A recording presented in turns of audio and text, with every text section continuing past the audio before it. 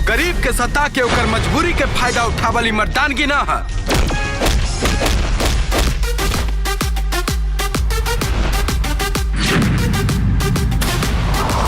अगर दम बा तो हमरा सामने एगो नोट उठा के देख।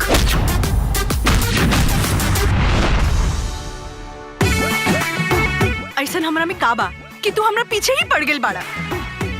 अरे तोहरा में का ना बा, कबो अपने आप के देख लू हा।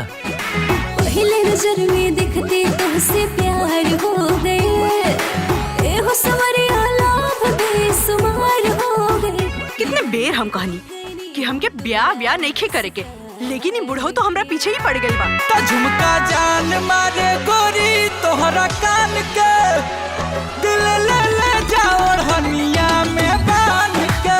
अब सब केहू के मर्जी बा तो हमहू तैयार बानी। लड़की तो बहुत अच्छी भी है, अब कुल खानदान भी अच्छा होके ना तो बात आगे बढ़ाई। काल ऊ लड़का हमरा के देखे तो आई, बाकी ऊ हमरा तक पहुँचे के ना चाहिए। जातानी हम ससुरारी, काहेला रोक ले लू गाड़ी। दर्शन कर रहते बाबू। ओकरा के हम समझा के हार गई बानी, लेकिन वो माने के तैयारे नहीं खे। अब कैसे ओकरा के समझाओ जाए? अरे जाएगा भगवान ना तो बड़े कप हो जाई जान से। जाएगा भगवान ना तो बड़े कप। भौजाई तो बहुत खूबसूरत मिलल बड़ी, एकदम परी नियन। और बेटी तो वैसे पराया धन होली। अगर अपना माँ बाप की इज्जत के थोड़ा भी ख्याल होखे तो ये रिश्ता के मना मत करिया बेटी।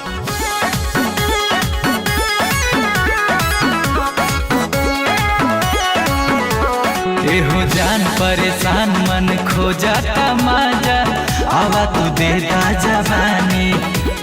गर्मी से जरता हमरो बदनवा, डाल द देहिया पर पानी।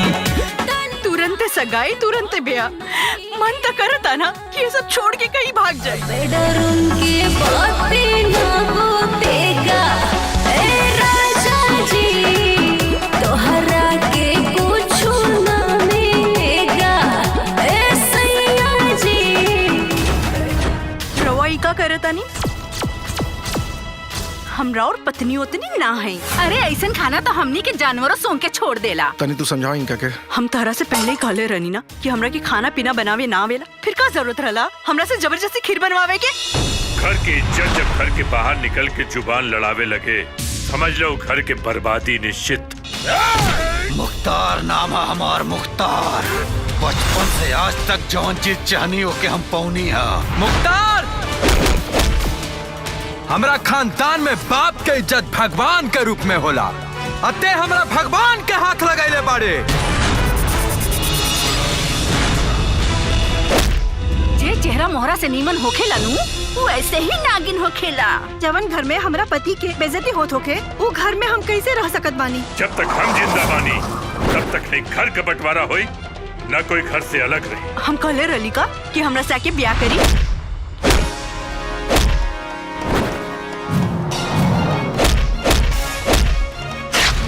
तू हमर घर आबाद करे ना बर्बाद करे आयल बाड़ू। अरे तू औरत ना कलंक बाड़ू, कलंक।